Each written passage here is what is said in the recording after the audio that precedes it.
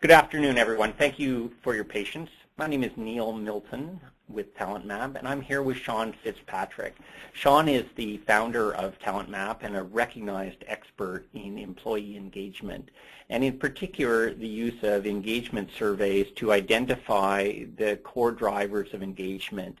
And TalentMap's particular claim to fame is both identifying the drivers of engagement in your organization and then providing you with insight and actions so that you can act on them, ideally cost effectively. So how you get the greatest bang for your buck in improving engagement levels in your organization. Today's webinar is specifically focused on not-for-profits, and in particular some of the very interesting results that TalentMap has achieved over the years, and recently in particular from a variety of surveys that we've conducted on behalf of charities, not-for-profits. And Sean's going to discuss those, start with a little discussion of engagement generally, and then dive deeper into the specific as they relate to not-for-profits, the unique attributes for the sector. And then wrap up with some best practices, which I think will surprise you in that they're not the norm. And of course, then we'll have a Q&A at the end. So I welcome any questions or comments from you, any feedback as we go along here. And with that introduction, I'll turn it over to Sean. Good. Thank you, Neil, and thanks for the opportunity to share some of the stuff we're learning around employee engagement, particularly in the not-for-profit sector. And I guess what I want to do is, before I jump in, just for some of you who don't know TalentMap, I thought it'd be just a little bit of an intro, 1 or 2 slides on who we are, and then I'll get into engagement and then specifically engagement within non-for-profit. Some of you on the phone or on the call today know us well, so just bear with me for a minute. Some of you who don't know us as well, this might be just a good little intro. But basically, as an organization, we've been focused on helping our clients measure employee engagement and help them improve employee engagement over time. And we do focus on a couple of sectors. One of them is nonprofits across North America. And we provide a range of survey technology, but also, more important, expertise around engagement, measuring engagement, and acting on engagement results. And that expertise is really what our clients find helpful and valuable, because we're able to share a range of best practices. This is just a quick snapshot of some of our clients that we've had an opportunity to work with.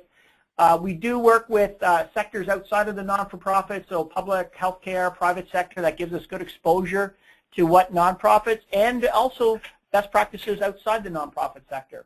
And we've also been back-end work for a lot of the large consulting firms like Deloitte and Hay and Towers Watson, I guess, over the years. So they use our technology for a range of different tools. So lots of experience in a number of sectors, but in particular, you can see at the bottom of the slide, a range of experience with associations and not-for-profit organizations, which I hope to touch on a little bit today. How we approach nonprofits, and I think it's important to understand sort of the model of what we're looking at when we measure engagement in nonprofits. And this pyramid loosely is based on Maslow's hierarchy, is the set of measures that we do when we go in and work with nonprofits. And they really reflect high performance work practices that we see in successful nonprofit organizations. I'm not going to go through each one of the dimensions, but the concept is, in any organization, you better provide basic needs at the front line, good compensation, safe work environment, opportunities to learn and grow. But you also have to provide ability to socialize, work with others, share information, and also focus on the member or the stakeholder and innovate and improve the way you do business. Organizations that have that bundle of practices seem to score very high on these and score high on engagement. Organizations that score low on these tend to score much lower on engagement. And you'll notice at the bottom of this pyramid is the leadership team, media management, vision, senior leadership. And the reason why they're there is because they represent the fundamental catalysts that change the organization. They create the culture, they create the organization, and they're the ones that can influence the most. So That's why they're the pillars of the foundation of this pyramid. One of the things that we have to do as HR professionals, however, is help these executives understand how to connect the dots between what they pay attention to, particularly not-for-profits. They look at funding growth. Do we have enough revenue and funding for the organization? And they look at member growth often. Those are some of the key pillars that they often pay attention to. There might be other indicators that executives in nonprofits pay attention to, but that's often the ones that they look at. And they pay attention sometimes to member satisfaction, member loyalty, repeat referrals, funding, all of those things they pay attention to. But that's sort of where they stop, understanding how what they look at on the far right of this slide links to what's important to the human resource side of the business and the people side of the business. And that's what this is trying to do, show you how the set of TalentMap concepts that we measure in an organization fits into driving, on the left-hand side, these high-performance management practices, which drives employee engagement, which helps in nonprofits with better employee retention, which is important, and better productivity, which then drives a better service value proposition for the members, better member loyalty, and funding growth. So being able to help your executives connect the dots from the right-hand side to the left-hand side to what we pay attention to on the HR side, I think is an important step. Each and every one of us as HR professionals need to start to think about and help just make that linkage all the way through for your executive team. Sean, if I can interrupt you there for a minute before you go to the next slide, just tell me a little bit about that objection you have down at the bottom. Yeah. So this is something I can provide, but what we've done is we've provided a set of flashcards, and these flashcards are basically like any flashcard. One side is a question or an objection, and then the other side is the typical response or what HR professional can do or say. And what often we get in nonprofits is, well, we don't have to pay attention to turnover because we have low turnover, but even though we have low turnover, we also think we have low engagement. So how do we get executive support for something like that? So we have a whole range of flashcards. I'm happy to send out copies to those who request one. And in those is a range of different questions or typical objections we get, as well as answers or responses that we get. Just on this particular one, when people say, well, we have low turnover, engagement's not an issue, what you have to do as a HR professional is shift the conversation away from turnover and start to focus it more on retention, away from retention towards productivity and meeting organizational goals. So understanding how engagement can help drive the goals of the nonprofit and organization as opposed to looking just at the retention side. So that's an example of some of the things we have in here. Really effective little sets of tools. So email me after the session, and I'm happy to provide a package, mail out a package to you.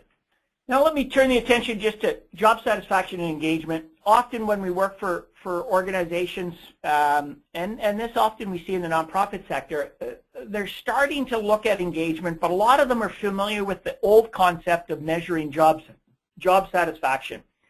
And job satisfaction is a good concept, but it's important that the management team understand that there's a big difference between job satisfaction and employee engagement.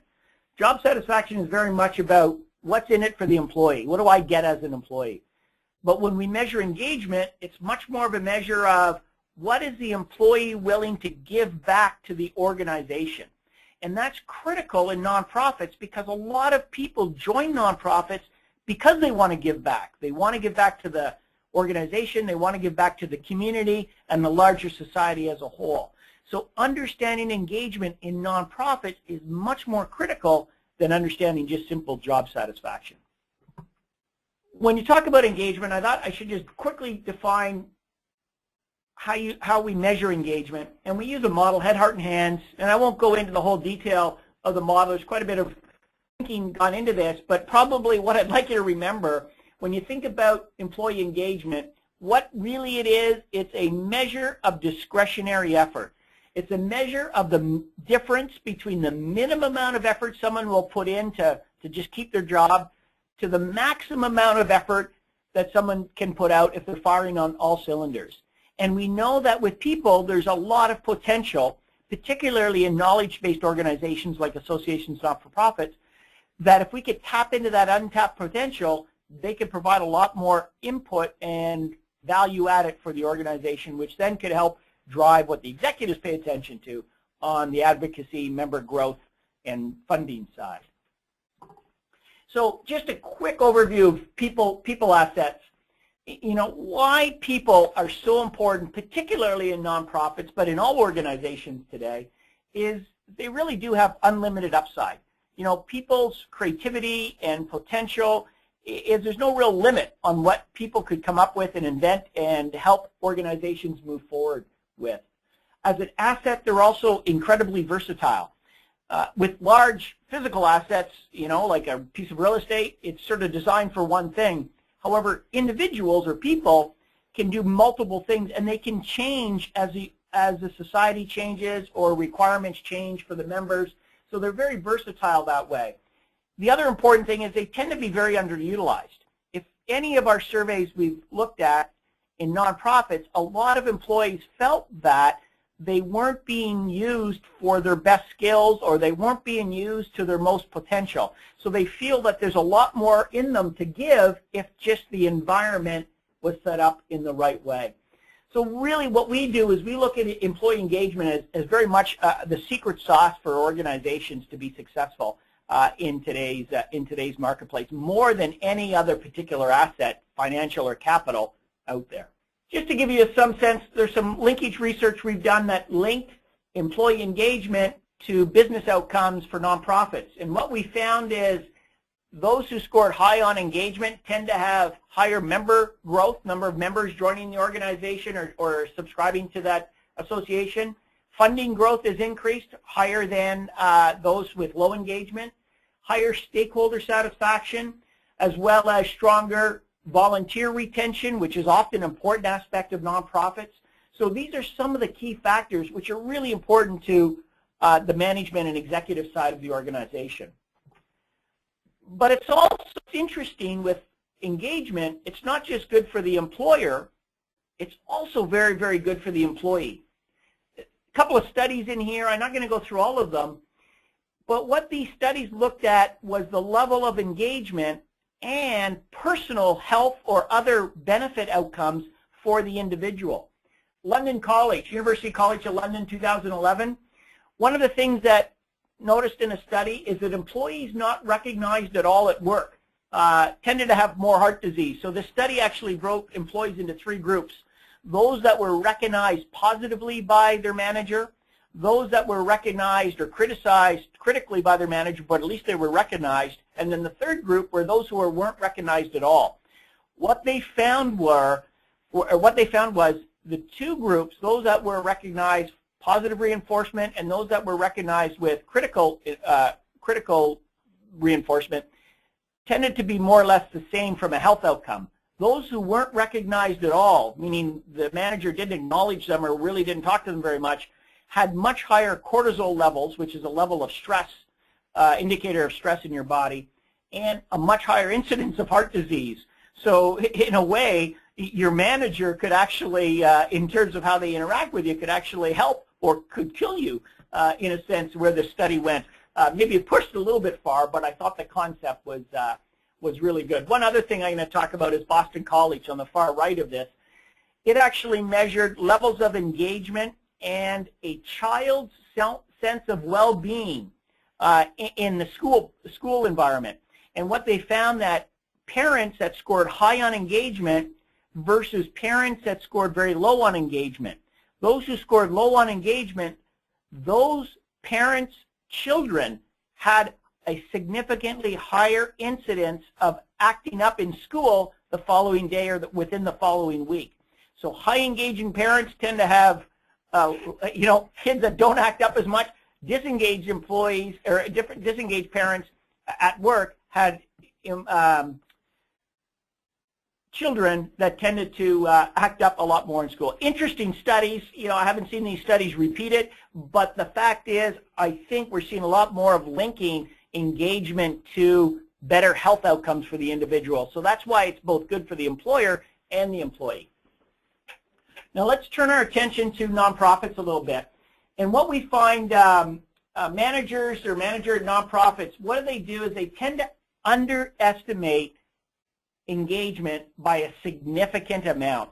They don't realize that how much of a positive impact on member growth, funding growth, and the ability to achieve the goals of the organization an engaged workplace has.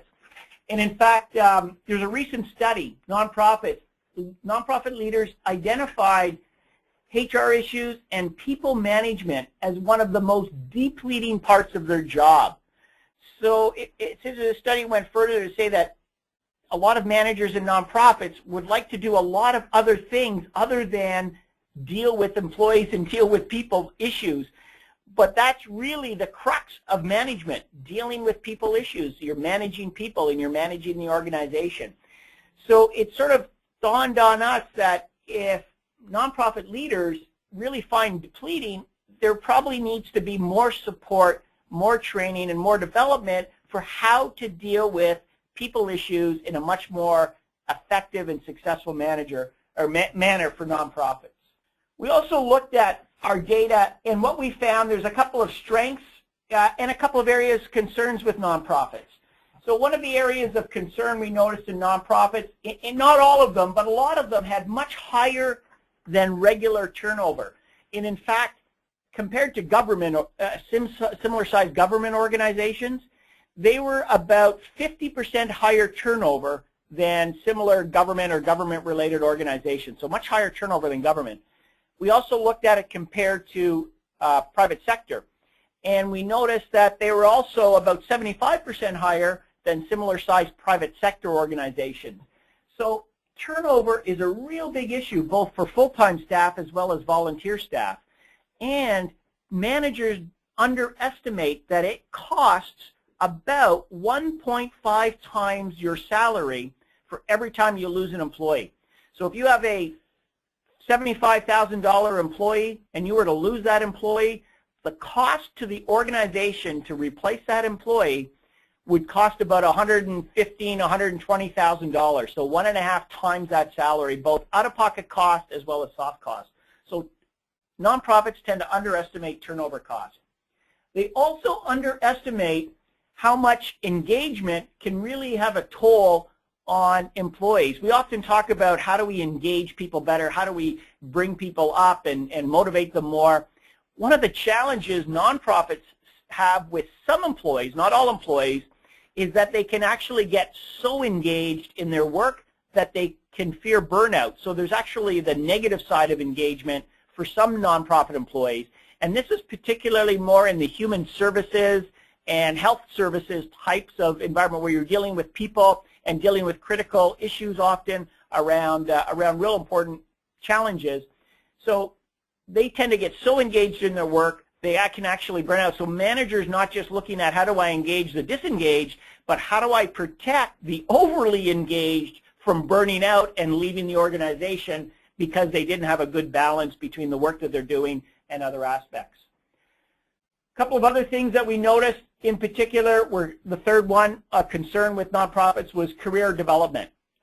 Partially because a lot of nonprofits aren't that big. Career development's a challenge. How do you grow within an organization that doesn't have a lot of hierarchy? I can touch on that a little bit.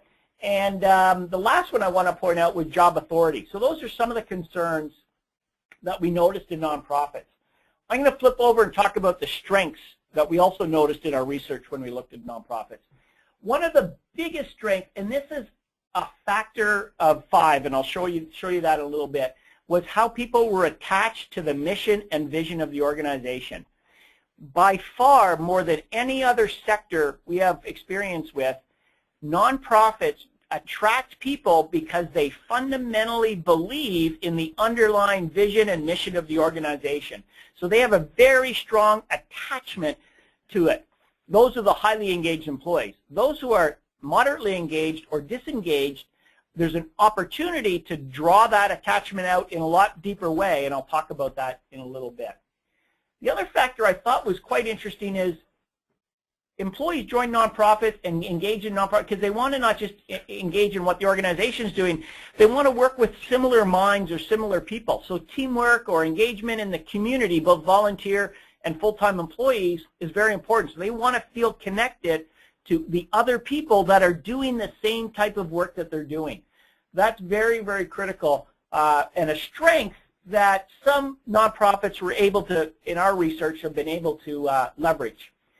And the third thing, which is on both sides of the equation, it's an area of concern for a lot of nonprofits, but those who do it well, it becomes a real strength. So those best nonprofits from an engagement and performance point of view tend to have a plan around career development and some methods in place to help develop careers for employees as they stick with the nonprofit over time. So let me just give you a couple of examples. I'm going to show you an example of a client we work with, real high-performing organization. It's a nonprofit. It's a member-driven association, so it's an association, but it's got members. Just to give you some context. And their overall engagement score came in at 89% favorable. That put them in the top decile of all of the engagement scores across the nonprofits that we looked at. So this is a very strong performing nonprofit. It also had that year about a 30% increase in members. Now there was some change in the industry that one of the associations went under or sort of started to go and they picked up some members from that association. That helped, but the fact is that they stayed in business while another competing association actually struggled, I think is a testament to some of the positive things that they're doing on the engagement side. So that's where their engagement score came in, but what's really important I wanted to show you is how all of their survey dimensions map out on our grid. And you'll notice what we're looking at here is a 4x4 matrix. And this 4x4 matrix basically shows that anything above this horizontal line, meaning this organization scored above average. So this nonprofit, this member-driven association, scored above average on almost all of the work practices. And in particular, they scored incredibly high on organizational vision. So employees were highly engaged, and this organization also had extremely good work practices around communicating the vision, around professional growth, around innovation, around perceptions of leadership and teamwork, and so on. So this organization had a lot of the good things running. So they scored above average, and org vision in particular was a very important factor that drove engagement for this organization. So now let's turn our attention to the other side of the spectrum. This is a nonprofit. It's an environmental conservation type of nonprofit. They had an engagement score of 63%. So they sort of fell in the middle of the bottom quartile. They weren't at the bottom, but probably about 80% of the organization scored higher than they did. So there's a lot of room for them to improve, and they're very much near the bottom of it. When we looked at their work practices, you'll notice their mapping is completely different. In terms of all of their data, this is a horizontal line. The previous company scored, or organization, all above here. This particular organization scores all below the horizontal line, meaning they're scoring below benchmark. So almost all of the topics or best work practices, they scored below average relative to the industry average and nonprofit average. And in particular, they scored really low on organizational vision. So not only did they score low on all of the topics, but org vision, which is very important to why people join this organization because they believe in conserving the environment, but they felt like the management had done a very poor job of creating the vision, making it compelling, and communicating that vision out. So you can see there's some real strong correlation in these two examples, and we see this pattern across the board. When there's certain factors like leadership and vision are low, engagement's low. When those factors are high, engagement tends to be very high. Sean, I want to hop in there. A lot of not-for-profits, member-driven organizations, cause-driven not-for-profits are quite small. And, a scatter chart like this might be a little bit intimidating for some folks in thinking, well, we don't have thousands of employees to survey. Can you just talk a little bit about the number of employees, the sample size that you need to start getting this kind of information about an organization? Yeah, no, that's a good question. And as many of you know on the phone, nonprofits are not large organizations. So this particular data set comes from 65 employees. However, we probably usually start around 25 or 30. So if you have 25 or 30 employees, you can start to get a scatter like this of your work practices. And of course, as you have more, it's easier at 50, 75, 100. But most nonprofits we deal with are below 100 employees or sometimes 25 or 30. So it's not unusual to have that size of organization, but you're still able to provide with a picture of what that organization looks like and a roadmap for the executive team and the HR team to focus on initiatives that will drive better engagement in that nonprofit. Yeah, so before you go there, go much further, then maybe that's a good segue into, if you looked at this organization, which obviously has some challenges, if you were presenting that to the management team, what are you going to say about what you need to work on and what you need to focus on? Yeah, that's a good question, because there's, this particular organization has lots of opportunity. As you can see, everything's below average. So anything they do in a way is going to help improve engagement. However, what we want to do is make sure that they're focused on the areas that give them the biggest bang for their buck.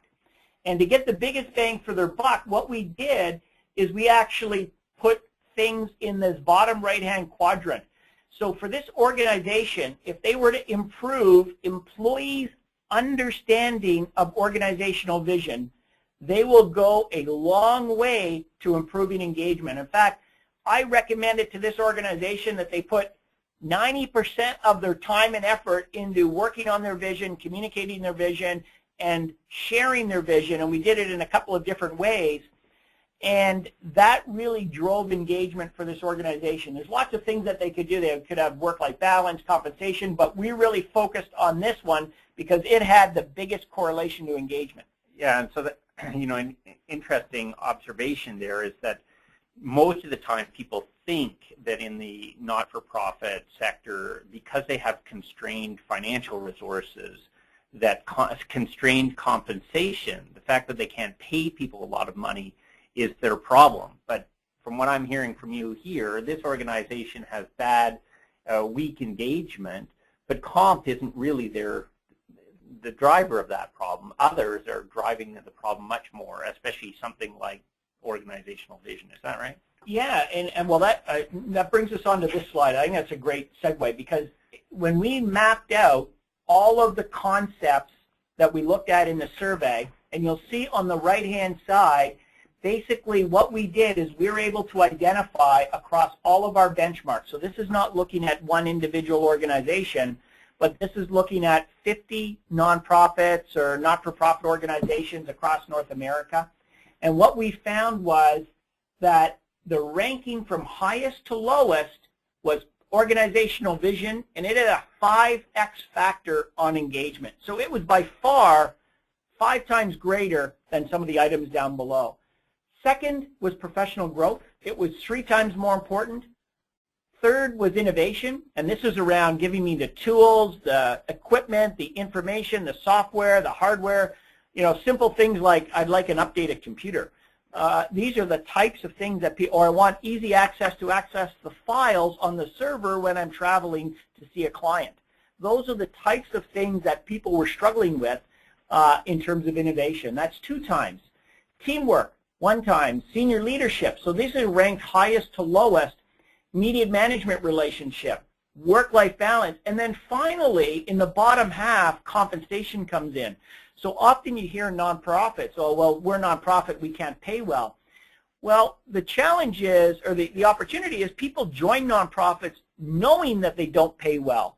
They join nonprofits and stay at nonprofits not because of the pay, but because of the vision of the organization and because of the teamwork and being able to work with others on the same mission of what that organization stands for. So that's a very important factor that we've seen very much underestimated in how managers deal with nonprofits. So just to beat this point to death, if I understand this right, organizational vision is 10 times more important across your benchmarks than compensation. Exactly. Yeah, that's exactly how you interpret it. So this has a factor of 0.5, and this has a factor of 5x. That's 10 times more important. So for every time and energy you spend around thinking about, we got to change our benefits package, or, should we do some kind of performance pay, making sure people understand the vision and buy into the vision, and it's clearly communicated, goes miles further to driving engagement, which then goes miles further to driving member satisfaction, better funding, and so on, as I talked about earlier. I'm just going to touch on vision briefly, because I wanted to focus on that. When we ask the vision questions in our survey, these are some of our standard survey questions that we ask, just to give you a sense. We have a shared vision of what our organization will look like in the future. This is really, are we all on the same page? Do we know what we're trying to achieve? Another question we ask, we understand what needs to be done for us to succeed in the long run. So as a nonprofit, do we know the 2 or 3 things, the critical things we need to do really well, whether it's growing our membership base or providing enhanced services? What are the 2 or 3 things we need to do? And number 4 is very important. Have senior leaders painted a compelling vision for our organization? That, hey, we're here to serve a greater good, a larger purpose than just coming in and working on a small job or collecting a paycheck. So making sure that organizations do a great job of, or leaders doing a great job of painting that compelling vision.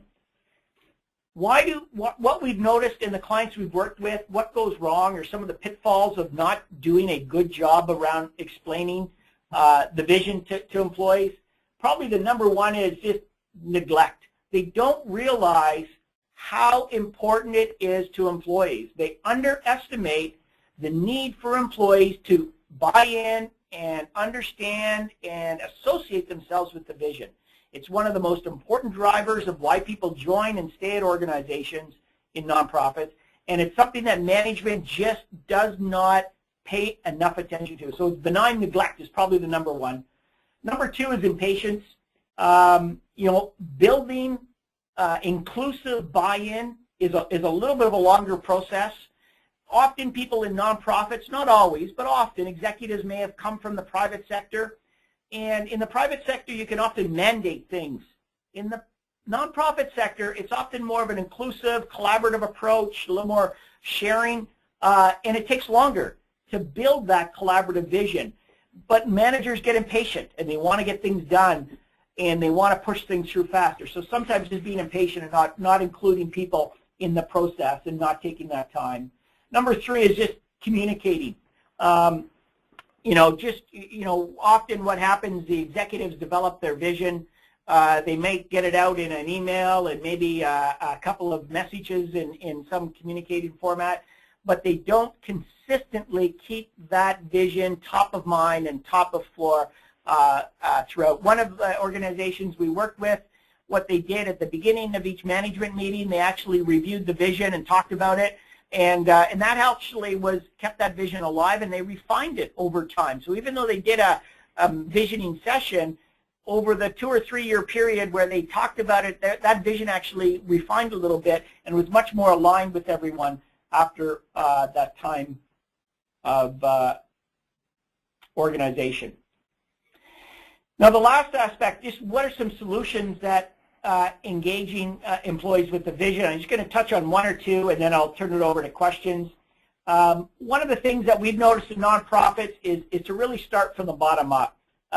Keeping people involved. The reason why they join nonprofits is they want to engage in that community, the community of volunteers, the community of other employees that are delivering the same purpose and service that they want to deliver. So involvement is key. Mandating a vision, even though it's quicker and faster, isn't going to work well often in nonprofits. If you already have a vision, getting it out there and getting people to comment on it, and that we find is a real effective way. Often organizations have a clear vision and it's very clear to the CEO, but as you trickle down in the organization, it's not clear at all, or it's very fuzzy. So making sure just getting that vision out there and getting input And when I asked about, an example of input, it could be online forums, it could be through town halls, coffee chats, any way to start a conversation on the vision, but not only start it, have a method to record it. So you want to be able to track what people are saying and understand their perceptions of it. And one of the things I always caution organizations we work with, expect the discussion around the vision not to be very strategic. It's not going to be a high-level understanding of the key stakeholders in the political environment and the regulatory environment and so on. It's going to be employee-driven, but understand that they're going to come at from their angle, not from the executive angle. And the job of the manager is being able to bridge those two, view of the employee with the view of the outside world, and that's where the vision really starts to come to life. I'm not going to go through all of these, but we do provide all kinds of one-day workshops around creating visions, goal setting, action planning for nonprofits, and a lot of them have proved very successful. An example, one of the things that we find that is very important is to not get into this game of wordsmithing. So when you're a facilitator and you come in and help organizations draft their vision and create their vision, that we don't spend that time wordsmithing in a group because it's a real frustrating and time-consuming. So making sure that you got the right people to be able, in the meeting, and the right people to be able to facilitate these types of little things that really are small, like wordsmithing, can have a real frustrating impact if they're not handled correctly. So I know I sort of plan to use about 40 minutes, so I'm at about that time right now. I'm going to wrap up there. I'm just going to leave you with a few parting notes, and then there might be some questions that came in that Neil's going to address. So best practice and recommendation for nonprofits. I think probably, and I hope this came through, the most important factor is to be very deliberate about employee engagement in your nonprofit enterprise. Hire for the culture of the organization, but more importantly, train your managers about the impact of employee engagement and disengagement on the staff. That is probably the one overriding message I'd like to leave behind today, is making sure managers understand the impact of their behavior on engagement, because that really drives the rest of the organization. And then the second key thing I wanted to is the importance of the vision and mission and people's attachment to that. Continually discuss and reinforce your mission and your core values. Even though at a leadership team and a management team you might do that and you're getting sick of it and you think you know them well, that is not the case in the frontline supervisor and frontline managers in a lot of nonprofits. So those are the two high-level best practice recommendations: being deliberate about engagement and training your managers about the impact of it. And we also have some training tools for that. And also make sure that you communicate that vision until, as a CEO, you're sick of communicating it. Because when you're sick of it, that's when probably a time that you've known you're probably getting it out just the right amount in terms of that. I'm going to stop there, turn it over to Neil, and Neil, I think you might have a question or two that have come in. So Sean, we've got a couple of questions, great questions. I'm going to rephrase them slightly just to make them a little more general in terms. So the first one is, a lot of associations and not-for-profits are quite old, and you just touched ever so briefly on the notion of evolving the mission. I wonder if you've had any experience or want to talk at all about organizations where the mission has really changed over time, and they may or may not have articulated that and got that vision, everybody on board with it. I mean, if you think of an example, I'm just making this example up, but think of the YMCA. I mean, no one thinks of that anymore as the Young Men's Christian Organization. I mean, just even the religious aspect of it. So there's an organization that's been around for a very long time, and even its name is no longer really reflective of what they do. Have you had any experience working with organizations that either have failed to evolve their mission as time has moved on, or have successfully evolved the mission as time has moved on? Yeah, well, I can give you an example of an organization that successfully evolved. And what they did is their overall fundamental as an organization is the same number of employees. They have about 65 employees. Their same mandate. So part of their mandate is advocacy for the industry. Part of the mandate is education for the industry that they represent. So that mandate has stayed the same. But one of the biggest factors that really helped is a change in leadership for this particular organization. It had been around, it's still around, it's been around for a long, long time, and the board decided that with the new mission that they wanted to accomplish, they also felt that it was the right time to change the leadership team. And in this particular case, having the new leader came in and they changed the branding, they changed the name, they changed the location of the organization. All of that signaled to employees that we are really a different organization. So it wasn't just a leadership change, because they've gone through many leadership changes over the years, but the fact that this new leader did a whole bunch of key things.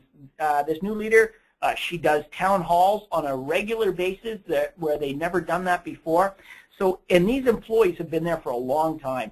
So it signaled to employees with the physical move, the new name, the new brand, and the regular dialogue from the front to front line with the director here, the executive director, changed employees' attitudes around what the organization stands for. So it wasn't just changing the leadership, but that was the sort of catalyst of all of the stuff. And a key point there being that, you know, long-standing, long-tenure employees and a change in their engagement level by changing certain aspects or attributes of the organization. So it's not about suddenly changing all the employees. That just by doing a few things, now in that case it wasn't really a few or small, but sometimes by doing a relatively small number of things, you can change the engagement level for existing long tenure employees. Oh yeah, we've noticed some of our clients, and we're doing a research project with the Conference Board of Canada, and we're looking at some nonprofits as well as private sector. And what we've looked at is what are the organizations that have done made significant improvements over a 5-year period of time in their engagement scores. What are some of their best practices? And that research is going to be out in May of this year, so it's a couple of months away. And we're finding initially some really interesting findings that we'll release later in the year around what they've done differently than those organizations that have flatlined or maybe even decreased in engagement. So a lot of them have been very small but significant things at the management, mid-level management level. So last questions, because I know we've taken up quite a bit of time for folks here. In that hierarchy of drivers, and we talked about the sort of astonishing level that vision and mission plays in driving engagement and how surprisingly low compensation was. I wonder if you might just touch on briefly innovation, because I think that probably sounds a little bit highfalutin or a little scary for people in the not-for-profit and association world. If you can just bring it down to earth. You talked very briefly about, you know, I need a new computer. Tell me a little bit about that. Sure. And we work with, well, innovation, it does sound very, you know, Silicon Valley-like. We got to create a new gadget or something like that. But it's really around, can I improve the way I can do my work? You know, and it could be something as simple as moving from an old paper-based system to an online Excel sheet-based system. Something as mundane as that, but it's innovative to that job or to that role. Or maybe going from an Excel system to a database system. Those are some innovations that we've seen in organizations. What we've seen, although a lot in nonprofits, is the fact that employees want to be mobile. So they expect to be able to move around, but they still want to be able to do their work and be able to access some files. So some of the organizations we've worked with just making a change in their IT technology, and these aren't expensive changes, but it's enabled people to do their job better because they have the tools to be effective. And that's what really innovation is around removing the obstacles as managers so your employees can do the work for their clients and for their stakeholders that they want to do their work for. An example of this one is they just literally changed how they access their network. So they put a VPN in place, a virtual private network, so they can actually access their servers or access the file server while they're not in the office. And that was a significant change for this organization. And it almost sounds like, you know, $1,000 spent on IT has a bigger impact on engagement than a $1,000 bonus. Well, yeah, because the engagement was, what engages people is being able to do a good job for their clients or for their stakeholders or people they're serving. And if they want to do the good job, but they don't have the tools to do it, or they know the tools but have an obstacle to do it, that is incredibly frustrating for employees. So it's not the money, it's that sense of well-being and satisfaction from doing a great job for whatever work that they're doing. Well, certainly for me, that was a surprising insight from this research. I mean, we always heard about the compensation problems and the resource constraints, but the fact that, you know, the fact that the engagement surveys drive home such a clear analysis for many organizations of how they could get the most bang from allocation of their scarce resources is quite striking for me. I hope it was of interest to all of you. I wanted to thank all of you for your attendance, for your time and your interest. To encourage you to, I'll thank Sean as well, but most importantly, those of you listening in. And to encourage you, if you have questions or comments or feedback of any kind, positive, negative, or simply things that you're looking to get further answers on, to send us an email. I believe Sean had his email up earlier on one of the slides, but sfitzpatrick@talentmap.com, and we look forward to speaking to any and all of you. Anything to add, Sean? No, and a recording of this will be posted up on our site in about a week, as well as a copy of the slides for download. That's right. So if you want the slides, you can access them on our site within the week. Thank you all, and good afternoon. We as HR professionals tend to think of millennials as people savvy, tech savvy, loyal, not so much, fun-loving, yes, and hard-working, maybe not so much. When we contrast that to the way millennials describe themselves,